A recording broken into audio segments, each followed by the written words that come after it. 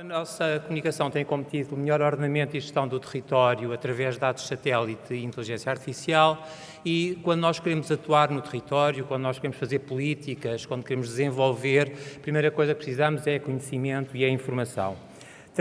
Tradicionalmente, o que se tem feito é, para conhecer o que cobre o território, as ocupações e os usos, utilizamos normalmente ortofotomapas que são produzidos a partir de fotografia aérea e colocamos essa imagem no ecrã de um computador e depois identificamos manchas que têm o mesmo tipo de ocupação. Por exemplo, aqui vocês veem os polígonos amarelos foram desenhados por um fotointérprete e depois construímos uma tabela associada que tem a ocupação.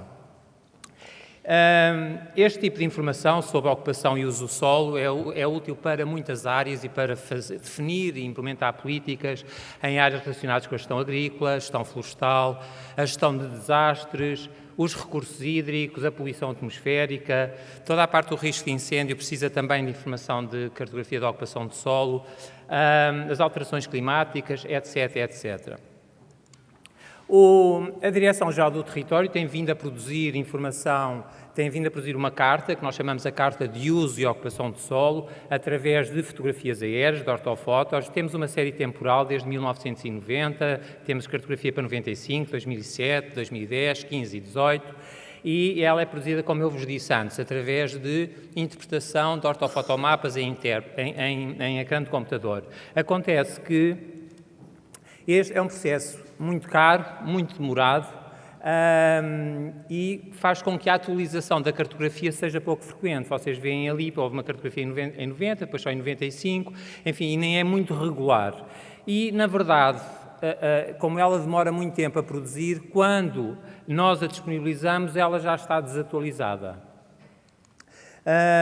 Então, além do mais, é o tipo de informação que estamos a disponibilizar é apenas aquela que eu vos disse antes, que é dizer qual é que é a classe de ocupação numa determinada área, se é um território edificado, se é agricultura, se é floresta, mas cada vez mais, para fazer boas políticas de gestão do território, nós precisamos de variáveis quantitativas. Precisamos saber qual é que é o grau de coberto florestal, qual é que é a biomassa que existe no território, qual é que é o grau de umidade da vegetação para se poder fazer cartografia de risco de incêndio.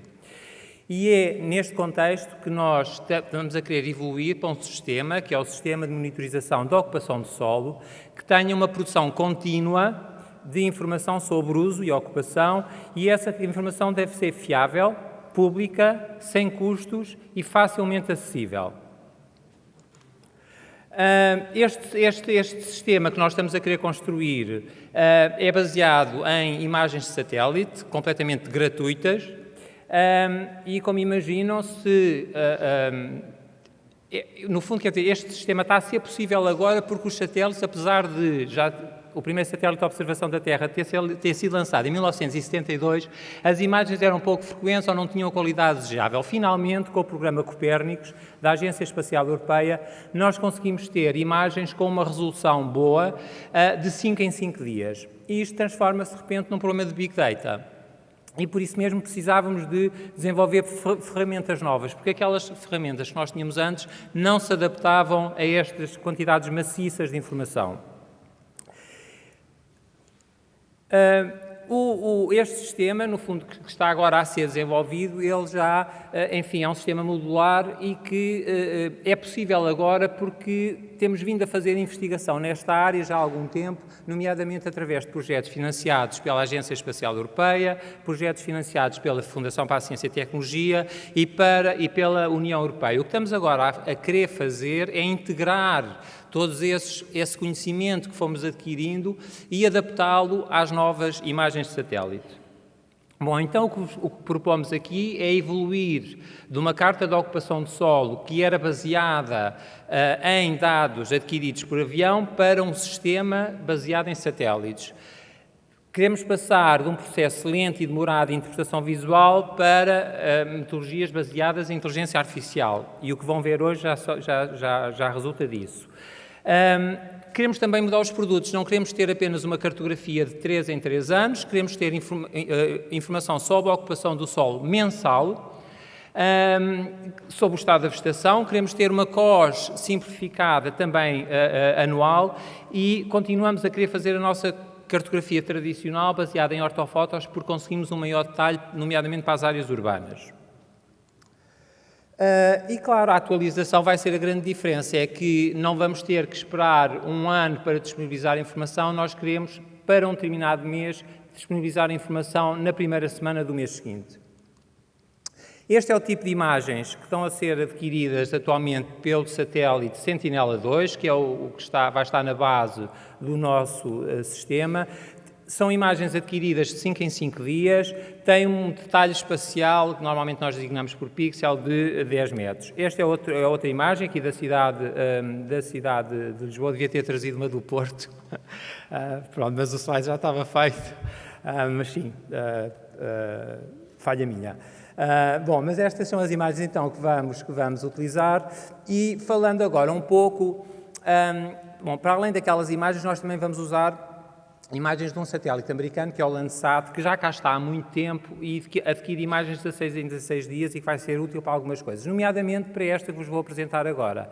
Esta é a utilização, como é que os produtos que nós estamos a criar no SMOS pode ser útil para fazer arborizações e rearborizações ilegais. Este é um caso, portanto, como sabem, há todo um conjunto de instrumentos legais que impedem atualmente até a plantação de eucalipto, salvo raras exceções, é proibida e sempre que há uma arborização ou rearborização deve haver um pedido de autorização ao ICNF. A questão é que o ICNF não tem, como isto é feito no terreno, é que não é feito, porque é impossível fiscalizar todas as áreas florestais e de matos que existem no país. E então, o que nós propomos aqui, portanto, isto é uma imagem, neste caso é do satélite Landsat, e o que nós fazemos é analisarmos imagens de 16 em 16 dias, desde 2013, para detectar situações de corte de floresta. Pronto, aqui apliquei uma máscara a tudo o que era água e áreas urbanas e agora estas manchas amarelas são as manchas detectadas através de metodologias de inteligência artificial, neste caso machine learning,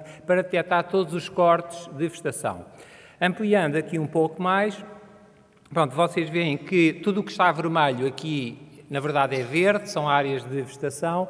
E vou-vos apresentar agora uma imagem de um ano antes e lá dentro dos pelinhos amarelos veem que aqui está vermelho e que agora está branco, o que quer dizer que houve corte de vegetação. Isto foi detectado através das tais técnicas de machine learning e se colocarmos isto agora sob uma ortofoto, nós conseguimos até detectar, dizer qual foi a data em que a vegetação foi cortada. Claro que esta data é uma data aproximada porque está sempre dependente, nós detectamos entre duas aquisições sucessivas do satélite e, portanto, tem um intervalo de 2 semanas. Neste caso, outro caso concreto para a gestão de recursos hídricos, o que nós fazemos é a cartografia para, neste caso, se quisermos, bom, eu tenho um slide a seguir que já vai explicar, mas basicamente o que precisamos aqui mesmo é uma cartografia de culturas agrícolas.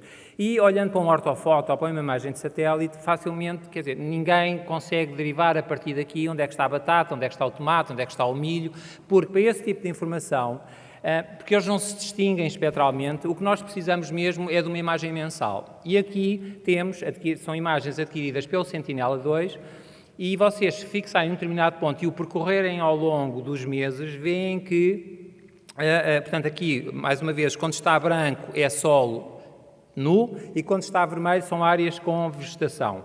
E percebem que há que, por exemplo, a batata só aparece no terreno para aí em março e é apanhada em junho. Portanto, só nessas alturas é que está vermelho. Há outras culturas que têm outros comportamentos. E nós, através da forma como a cultura se comporta ao longo do ano, conseguimos identificá-la.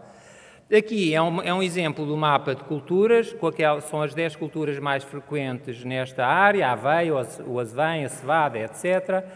E, neste caso, que era a gestão dos recursos hídricos, pronto, obviamente que esta informação é importante para estimativas de produção, para fiscalização de subsídios, etc. Neste caso é para avaliar se existe a captação de água que não está a ser licenciada. E então aí o que é possível fazer, isto é uma tarefa da Agência Portuguesa do Ambiente, é que pode-se, a partir dos mapas de cultura, determinar os consumos de água, portanto, esses são valores mais ou menos tabulados, e depois comparar esses consumos de água com os volumes de água, de captação de água que são licenciados pela APA, porque sabe-se agora que há muita água que está a ser utilizada e que não está devidamente licenciada e autorizada.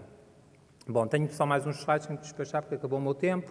Portanto, aqui, eu acho que a mensagem foi clara, basicamente é arranjar aqui um mecanismo para impedir a utilização ilegal dos nossos recursos hídricos.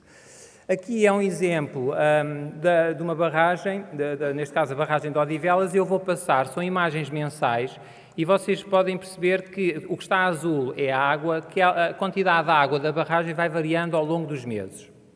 E comparamos depois a área da água medida pela imagem com o volume de água medido no terreno, e existe uma correlação muito forte, o que quer dizer que as imagens podem ser utilizadas também para a avaliação dos recursos hídricos existentes. Bom, então o que nós propomos é desenvolver um sistema, o SMOS, o Sistema de Monitorização da Ocupação de Solo, com informação fiável, contínua, sem custos, derivada a partir de imagens de satélite, e que a informação irá ser disponibilizada no Geoportal. Os utilizadores são os mais diversos, entidades da administração pública, o setor privado, as ONGs e muito também o cidadão, porque aqui o que se pretende é que, enfim, e vocês têm essa noção, é que para termos uma sociedade em que o cidadão possa colaborar no seu desenvolvimento, ele tem que ter acesso à informação. De nada adianta a administração pública produzir a informação se não a disponibilizar. E só assim, democratizando o acesso à informação, é que nós conseguimos uma sociedade baseada em conhecimento, o cidadão colaborativo e uma sociedade mais justa. Deixo-vos... isto era só para dizer que não pode haver um Portugal... O lema do INCODE 2030 é por um Portugal mais digital, e não pode haver um Portugal mais digital do que aquele que é possível adquirir através de imagens de satélite. Deixo-vos com uma frase que eu gosto muito e que nós vamos tentar seguir no SMOS. Muito obrigado.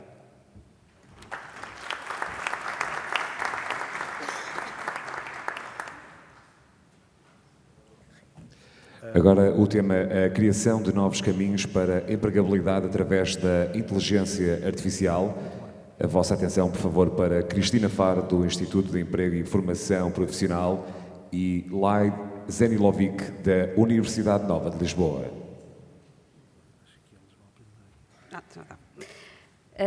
Em primeiro lugar, ia só dar aqui uma visão daquilo que nós programámos fazer em termos de apresentação. Portanto, o objetivo é partilhar o trabalho que tem sido desenvolvido no âmbito do Programa Mobilizador para estimular a inteligência artificial na administração pública, financiado pela FCT, destacar os benefícios e os desafios que essa colaboração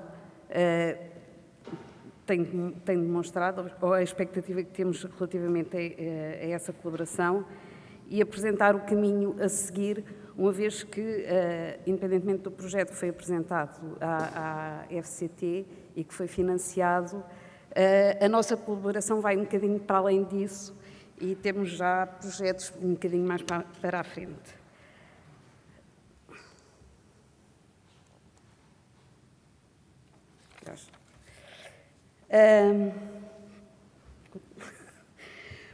Um dos desafios que se nos colocam está relacionado com a execução das políticas públicas com vista a responder às necessidades individuais e às necessidades individuais de cada cidadão, e no caso do IFP, então, dos desempregados. Esses condicionalismos, essas necessidades apresentam condicionalismos provocados essencialmente por termos diferentes programas, multiplicidade de programas no âmbito da política pública, existir constrangimentos de tempo e ainda a limitação de recursos.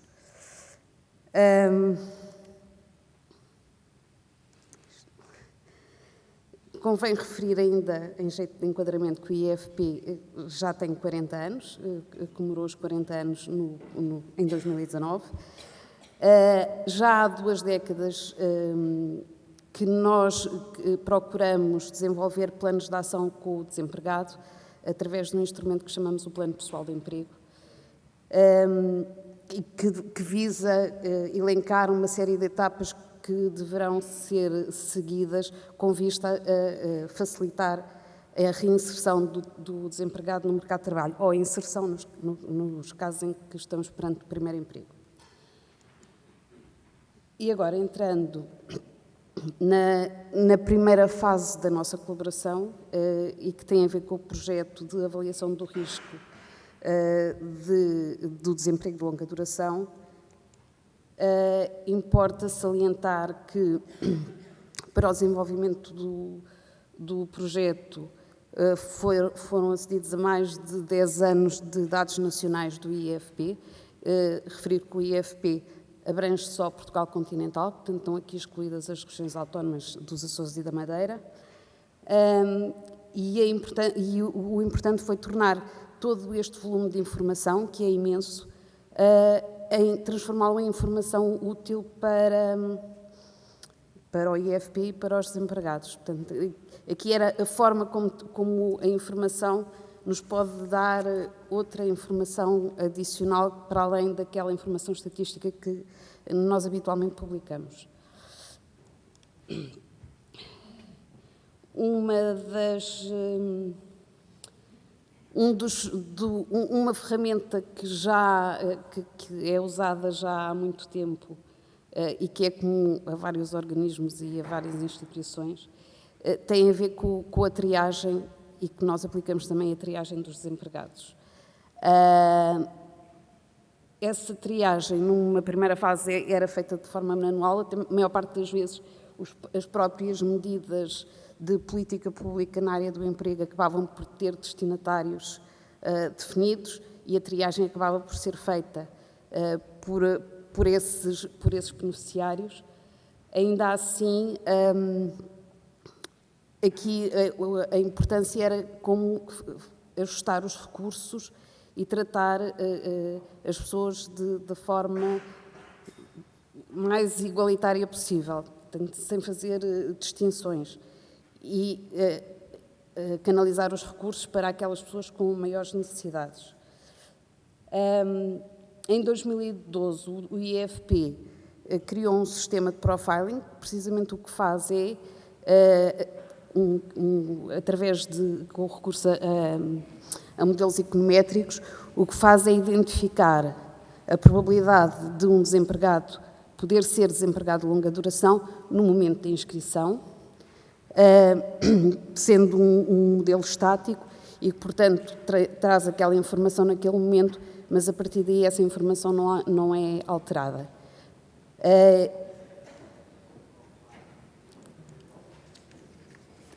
Porquê o desemprego de longa duração? Tem a ver com o problema que a própria duração do desemprego implica em termos da integração no mercado de trabalho, porque quanto maior o tempo de permanência fora do mercado de trabalho, maior a dificuldade da pessoa poder vir a encontrar um emprego. E então, esta atuação junto dos desempregados de longa duração teve como objetivo estabelecer uma atuação precoce e tentar evitar ou diminuir o tempo de espera na procura de emprego.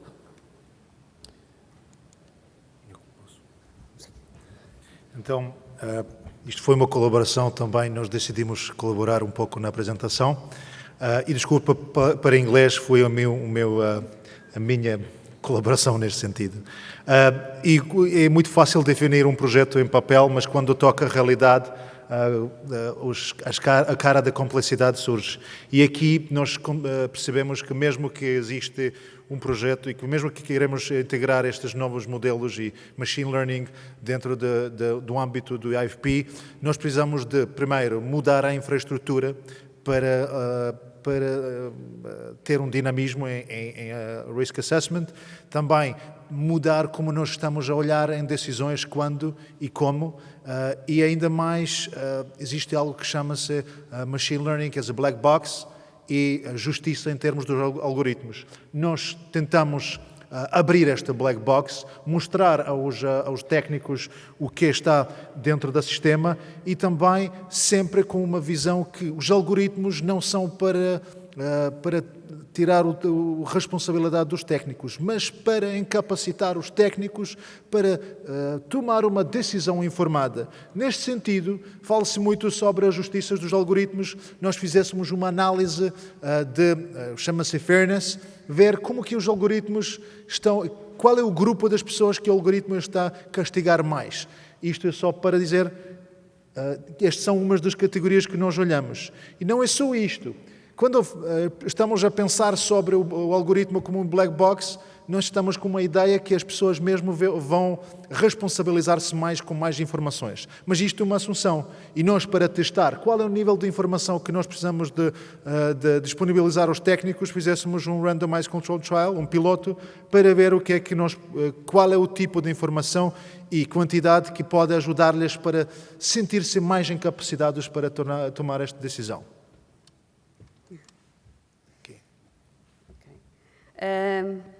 Vou passar a apresentar então aquela que é a nossa perspectiva de futuro.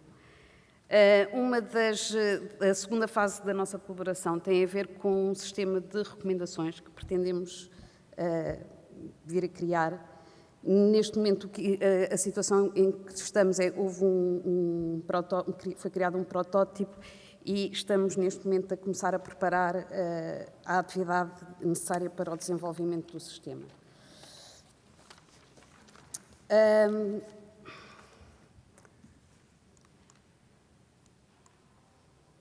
Estava a tentar mudar de slide, mas não estou a conseguir. Ok.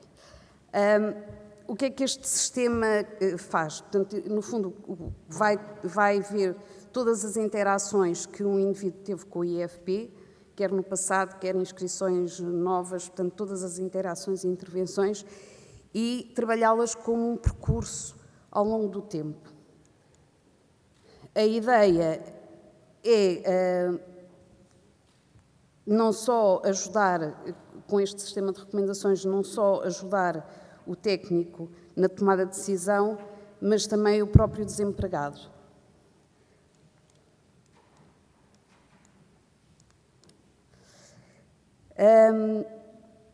E como é que se vai estabelecer? Portanto, no fundo, são criadas para cada indivíduo a identificação de uma lista de intervenções recomendadas e, em simultâneo, para além dessas intervenções, é identificado o sucesso que as mesmas tiveram com outros desempregados exatamente com o mesmo perfil ou com um perfil muito semelhante.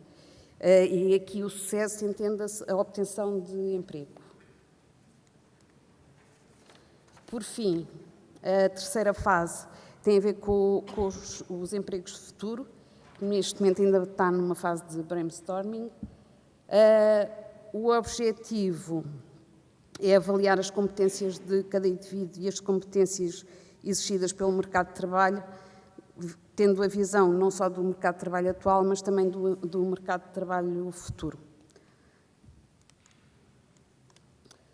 Por fim, queria agradecer também às pessoas que participaram neste projeto, portanto, não só à Universidade Nova, a todos os técnicos envolvidos no projeto, os técnicos do IFP. Só para dar uma noção, o projeto piloto foi desenvolvido em 12 serviços de emprego, envolvendo 247 técnicos. Também muito importante referir aqui o agradecimento à Universidade do Porto, porque normalmente sou eu e o Leite que damos a cara pelo projeto, é a Universidade Nova de Lisboa, mas houve também a colaboração da Universidade do Porto neste projeto. Obrigada.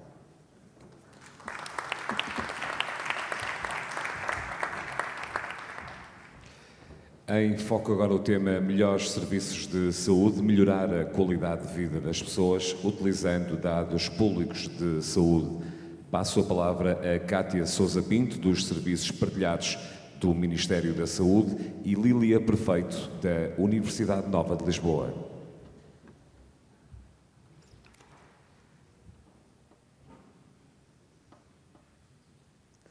Muito boa tarde a todos, muito obrigado por esta oportunidade de apresentar este projeto que estamos a realizar em parceria com a Universidade Nova.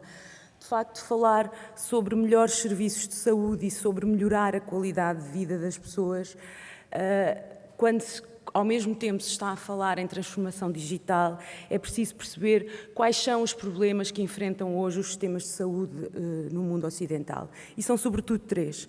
Garantir a cobertura universal, assegurar a qualidade de cuidados e conseguir conter custos ou reduzir custos. Portanto, e é focado naqueles que são os problemas fundamentais que afetam hoje os sistemas de saúde no mundo ocidental, que nós temos desenvolvido em parceria com uma série de parceiros da área científica, um conjunto de projetos no domínio da inteligência artificial. Isto porque os sistemas de saúde hoje enfrentam problemas que têm a ver com aquilo que é o peso da doença na população. E hoje aqui não me vou referir a doenças emergentes e reemergentes, que é um tema bastante atual e ao qual todos estamos bastante sensíveis atualmente, e em relação ao qual também a transformação digital vai ter um papel fulcral na identificação e na contenção de surtos com risco para a saúde pública, mas vou-me referir àquilo que são as doenças crónicas, àquilo que é o grosso do peso da doença na população, as principais causas de mortalidade e morbilidade em Portugal. E o que é que nós sabemos sobre as doenças crónicas e o impacto que elas têm nos serviços de saúde? Sabemos que nós temos falta de visibilidade sobre as tendências de morbilidade, sabemos que intervimos muito tarde no curso da doença quando ela aparece nas pessoas, sabemos que apenas conseguimos tratar uma doença de cada vez, que muitas das vezes providenciamos cuidados que não são necessários e que são de facto dispensáveis, que os doentes ficam perdidos nos silos que são os sistemas de saúde e os cuidados de saúde e que os doentes muitas vezes não conseguem assimilar ou seguir aquilo que são os conselhos dos serviços de saúde. E é a pensar nisto que nos serviços partilhados do Ministério da Saúde desenvolvemos um plano estratégico que se chama justamente pôr os dados a trabalhar para a saúde das pessoas e que se trata de um plano de utilização secundária de dados ou de reutilização de dados para aquilo que queremos que seja o Serviço Nacional de Saúde da próxima geração. Como sabem, Portugal atingiu uma transformação digital considerável no setor da saúde. Nós temos hoje sistemas de informação que recolhem dados sobre a nossa saúde desde o momento em que nascemos até literalmente ao momento em que morremos. E, portanto, há um conhecimento profundo daquilo que é a trajetória das pessoas, naquilo que se refere à sua saúde e daquilo que é a história natural também da doença. Contudo, garantir o sucesso da transformação digital num sistema de saúde é mais do que digitalizar os processos associados à saúde e à relação dos cidadãos com os serviços de saúde. Portanto, é preciso avançar de sistemas de informação que recolhem e comunicam dados entre si, que é já um valor acrescido muito grande para a prestação de cuidados de saúde, para a qualidade do diagnóstico, para a qualidade da terapêutica, e avançar no sentido de ter sistemas de informação inteligentes que acrescentam àquilo que é o processo diagnóstico e o processo terapêutico. E é aqui, neste processo de governação de dados, que é, na realidade, aquilo que vai moldar e preparar a medicina personalizada e a saúde pública de precisão no Serviço Nacional de Saúde do futuro, que entra aquilo que nós chamamos o nosso Health Intelligence Lab e o projeto que hoje aqui vos vamos apresentar. É um contexto de investigação integrado num ambiente real, ou seja, proporcionar em conjunto com as instituições centrais do Ministério da Saúde e os serviços de saúde eles próprios, as entidades de cuidados de saúde primários, unidades de saúde familiares, agrupamentos de centros de saúde e os hospitais, os centros hospitalares ao longo de todo o território nacional, um ambiente que permita duas coisas. Por um lado, sustentar uma criação de um ecossistema de dados que permita o desenvolvimento e a atuação e implementação de algoritmos de inteligência artificial naquilo que é o processo subsidiário de diagnóstico e terapêutica dos médicos no Serviço Nacional de Saúde. E, por outro lado, que permita o desenvolvimento de projetos de investigação aplicados à realidade portuguesa e, como tal, uma implementação responsável de algoritmos de ciência de dados e inteligência artificial naquilo que é a prestação de cuidados de saúde em Portugal e no Serviço Nacional de Saúde. E este aspecto, o fator de confiança, o fator responsabilidade e o critério, assenta em critérios de profundos valores éticos e de acordo com aquilo que são as recomendações internacionais da utilização e implementação de inteligência artificial no setor da saúde, que este laboratório é uma parte integrante daquilo que é a estratégia de reutilização de dados do setor da saúde. E é neste laboratório que nós temos desenvolvido, em parceria com a Universidade Nova, um conjunto de projetos, dos quais hoje a Lília vos vai falar, de um deles que tem a ver com a identificação e o controle da sobreprescrição antibiótica.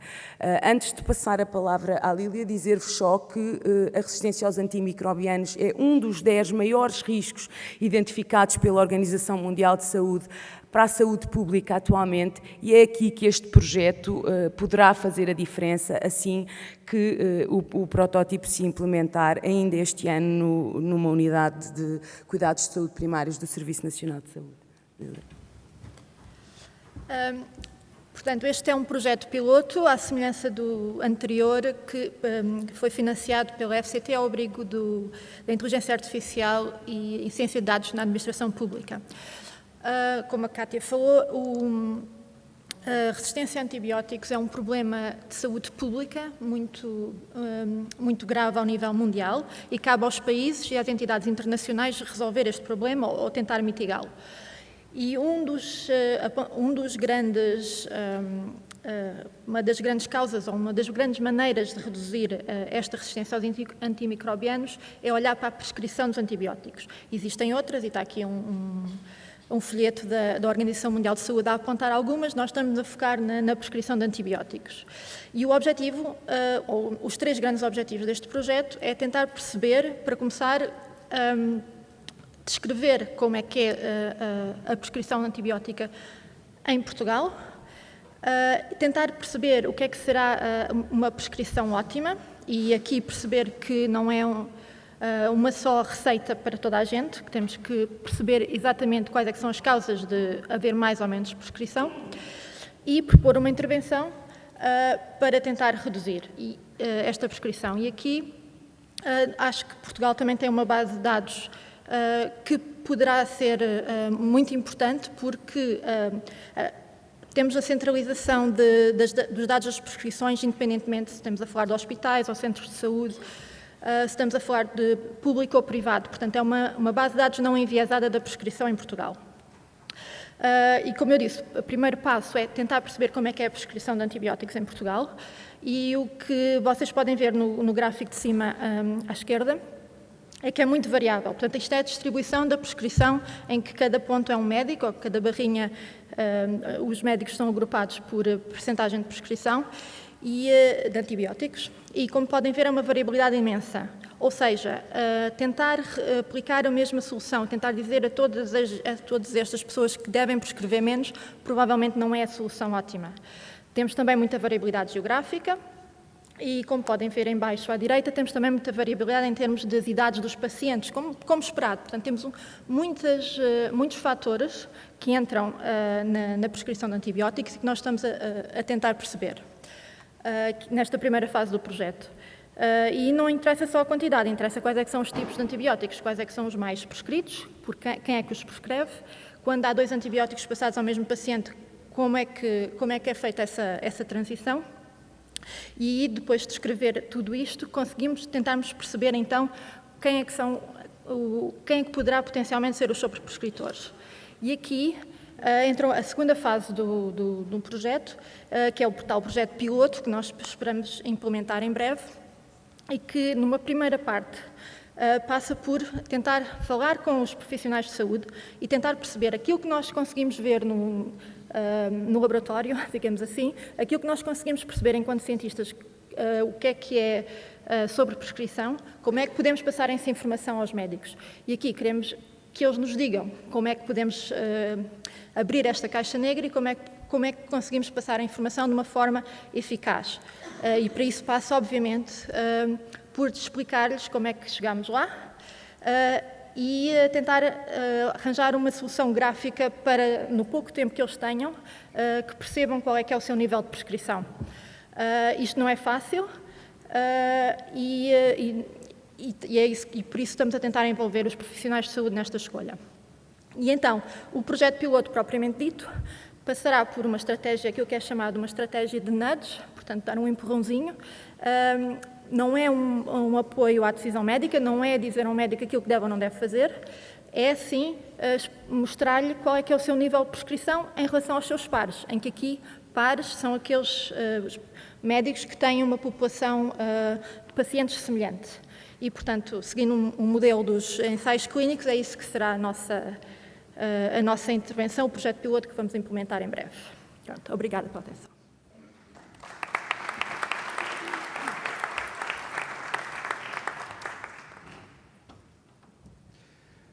O Observatório do Alojamento Estudantil é o tema seguinte. Convido o Guilherme Farinha, da Alfredo Real Estate Analytics, a fazer a sua apresentação.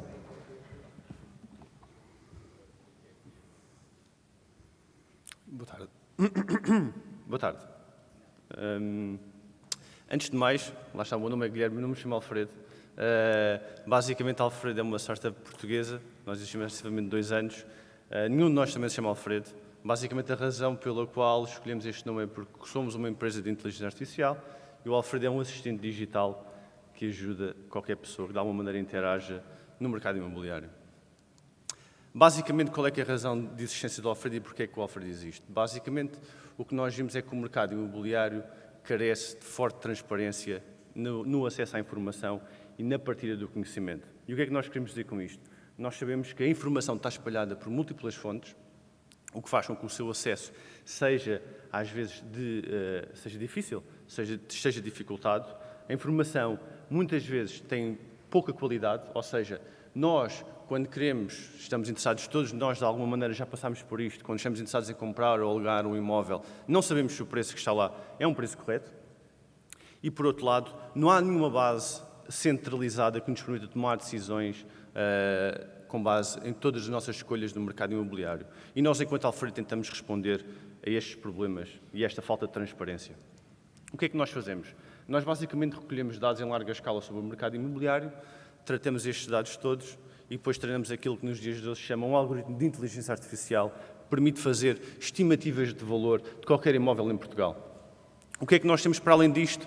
Temos também todo um conjunto de dados e de estatísticas que, de alguma maneira, espelham a realidade do mercado de uma determinada altura. Realidade essa que é muito difícil de encontrar nos dias de hoje, porque lá está, como disse anteriormente, não há nenhuma plataforma em que esta informação esteja publicamente acessível.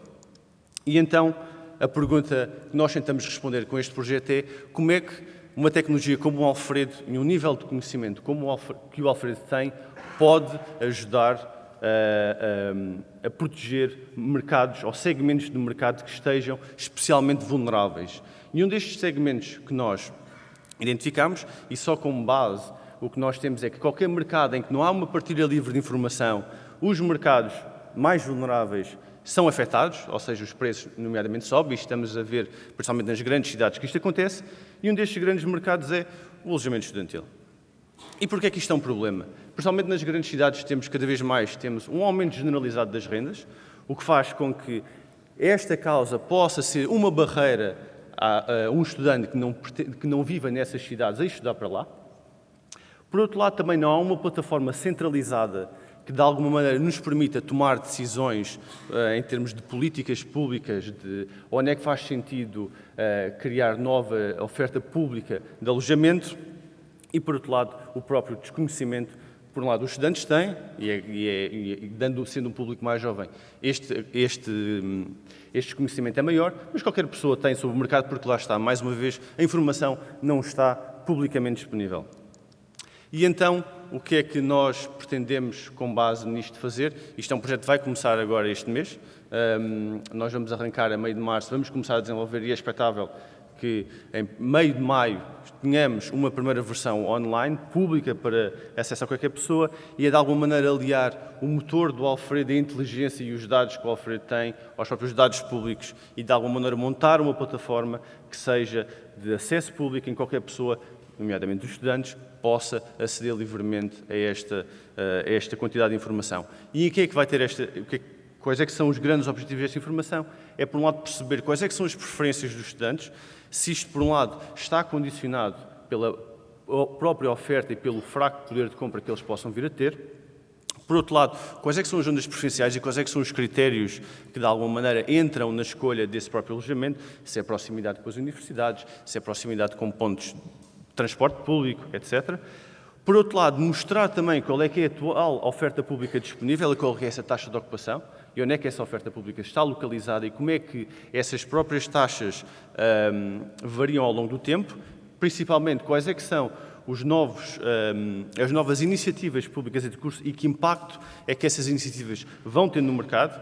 Isto, indo monitorizar ao longo dos anos, vamos começar a conseguir ter estas estatísticas. Obviamente que o mercado imobiliário é um mercado menos dinâmico do que um mercado tradicional, mas vai ser permitido perceber quais é que é o impacto que certas iniciativas têm na acessibilidade ao alojamento estudantil e, por outro lado, monitorizar em tempo real o mercado. Ou seja, perceber quão rápido é que certa oferta sai do mercado, quão rápido é que ela entra, quais é que são as zonas mais vulneráveis e como é que, de alguma maneira, se pode tomar melhores decisões com base nesta informação.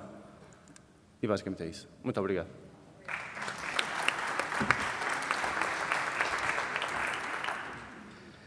Passo agora a palavra a Sofia Carvalho, do Instituto de Registro e Notariado, para nos apresentar o projeto IREN, a experiência de inteligência artificial ao serviço do atendimento do futuro. Boa tarde. Antes de mais, agradeço o convite ao Fórum por esta oportunidade para partilharmos a experiência de inteligência artificial com a utilização da IREN e não resisto, de facto, enfim, depois de um Alfredo, temos aqui a IREN que vem responder, e adianto-vos já, a problemas muito semelhantes àqueles que foram descritos aqui pelo meu antecessor de painel.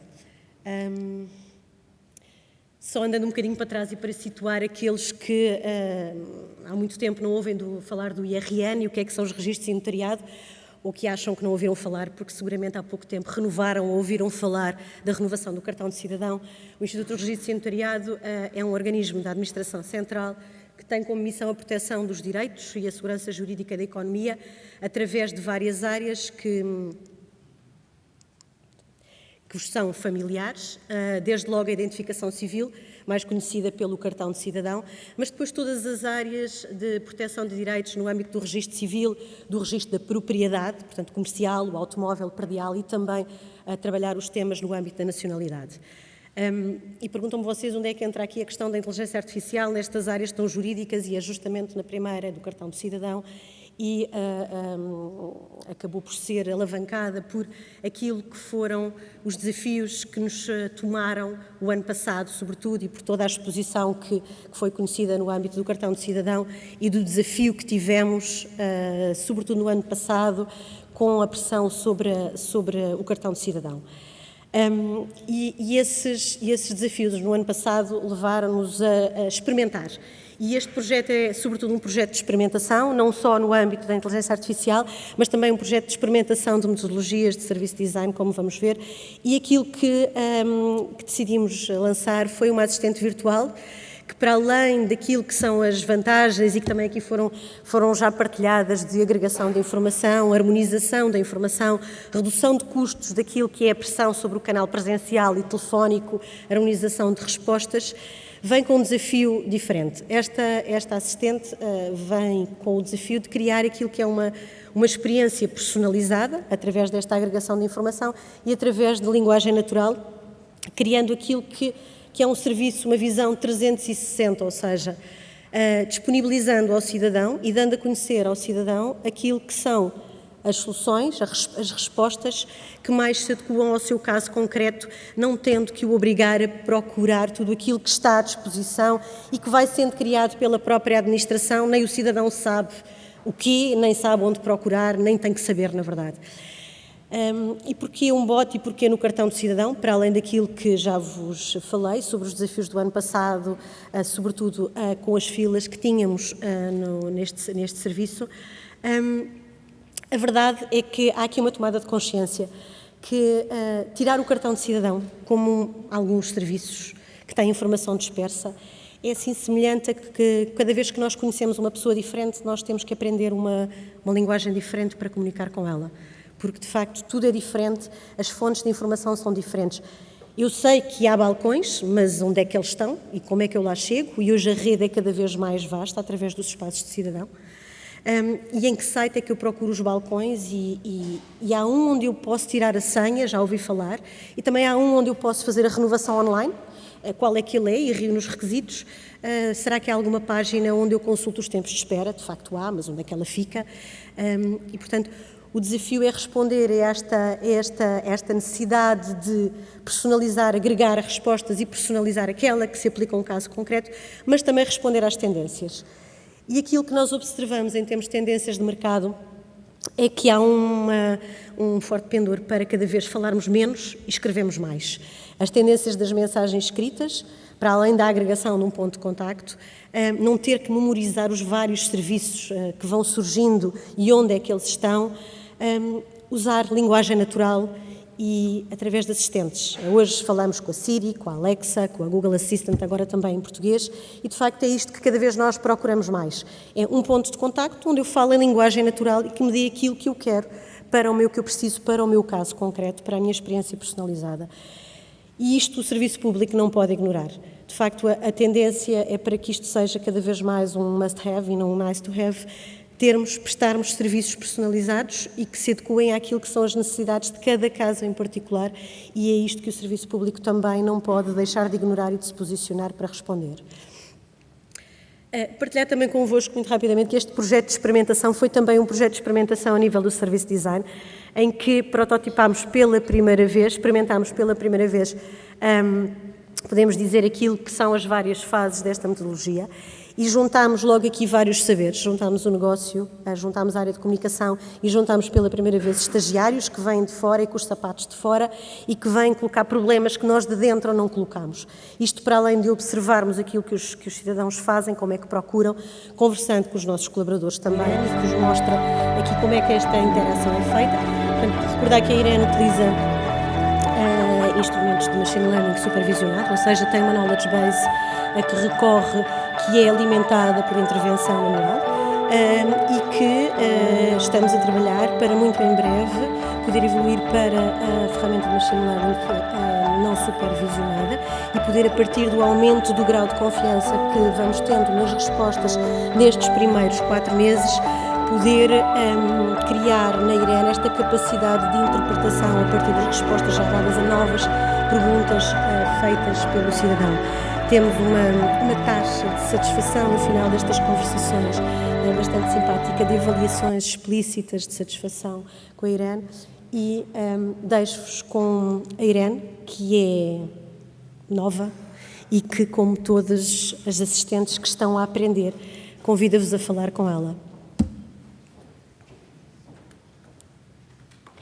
Olá, eu sou a Irene e sou a nova assistente do IRN. Tenho 35 anos e atualmente resido em Lisboa, mas sou natural da Ericeira. Formei-me em Administração Pública e estou no IRN com o objetivo de melhorar os serviços de atendimento, esclarecendo dúvidas e questões relacionadas com o cartão de cidadão.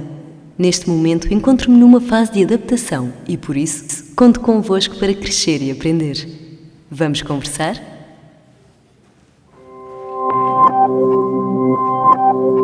Ti, ti, ti, ti, ti.